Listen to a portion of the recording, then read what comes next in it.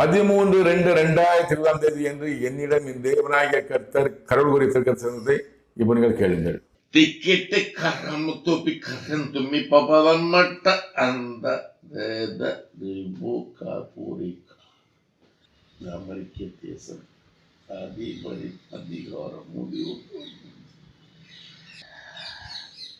அவனுக்கு விரோதமாகவே நான் என் கரத்தை நீட்டியிருக்கிறேன். இதன் விளக்கம் என்னவென்றால், அமெரிக்க தேசம் அதிபதியின் அதிகாரம் முடிவுக்கு வருகிறது.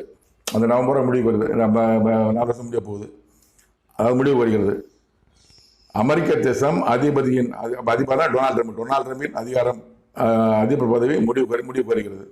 தொடரும் சொல்லலை. அவனுக்கு விரோதமாகவே நான் என் கருத்தை நீட்டிருக்கிறேன்.